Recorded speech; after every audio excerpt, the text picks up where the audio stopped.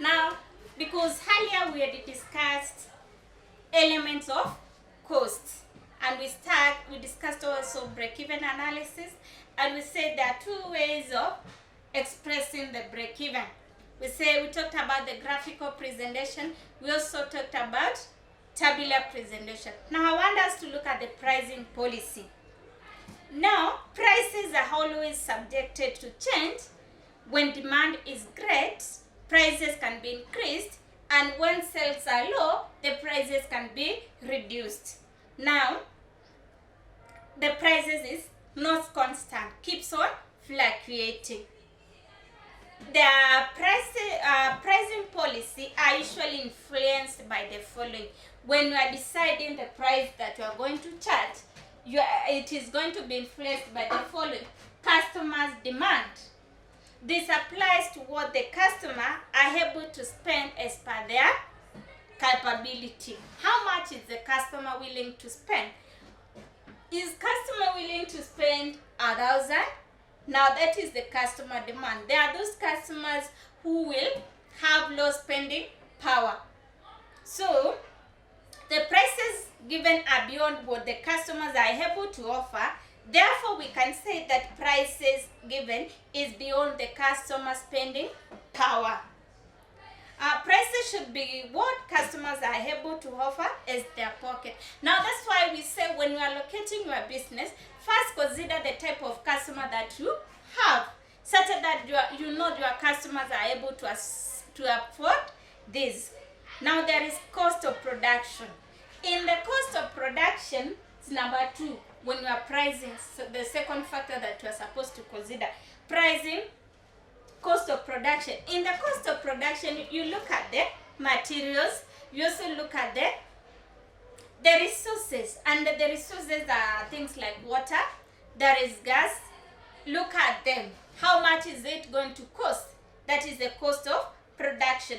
There is also, you look at the competition. What are your competitors doing? How much are they charging? Because if you overcharge, you are going to lose customers. And also when you undercharge, you are gaining customers, but you are working at a zero profit. So do you need to work at a zero profit? Now you have to do a comparison between your competitors. Another thing is production cost. Under production cost, we look at the cooking order and the table-dot menu. The cooking order, if it is an a la carte menu, you know, an a la carte menu you prepare as the customer asks for what they want. In a table-dot menu, the food is prepared in advance and you sell. The customer, even if the customer tastes anything in a table-dot, he or she has to pay for the full money. And there is production materials that you are going to use. It is another factor that you consider. How much are the material costing? Number 6, there is special functions. Special functions are like weddings, and you know, in weddings is elaborate. So there are the many things that are going to be done. There is hiring of chairs, so you look at them because under pricing policies, you need to master these factors that influence the pricing policies in a company. Now we look at the importance of pricing. Does it have any importance in pricing? 1, it is what the guest pays for product or service. Because if you have not done a pricing, what will your customer charge? You have not given them the prices to pay for. So you need to give them prices. Another thing, prices set lead to maximization of profit, because when you are pricing, you look at the actual budget and the fixed budget that you are working at. There is a budgeted and there is an actual budget. So you do a comparison to look if you are making a profit or you are making a loss. You also, it helps place products in the market, because you know, if it is pan-fried fish, you know how much it will cost, so you will be able to place that product in the market. Now there are pricing methods or approaches of pricing. The first one is informal, and informal we can call it subjective. There is number 2, formal, which is objective. pricing method, and the last one is the other pricing consideration. We start with informal or subjective pricing. These are informal and they ignore the cost of providing a service. Informal, they are set in hourly. There is no order that is being followed. Now we start with the number one. For example, pricing on the basis of competitors. You have realized that in town, most of the fast food kiosks are selling their chips at a table. So you don't consider how much is my portion. You just think our competitors are selling at 80 shillings, so ours we are going to sell at 80 shillings. Another one, pricing on psychological needs. You just think this psychologically, and you say, I think this should be 20 shillings without any calculation. Pricing on a trial and error is another way. Try, just try. How the customer going to buy at this price? If they don't buy, you change the prices. That is pricing on trial and error. Managers set prices and monitor the reaction of the guests and adjust the prices based on the reaction of the customer. Problem faced by trial and error method are: one, you may lose customers because when your customers come, they will realize that your prices are changing day and night. You are not constant.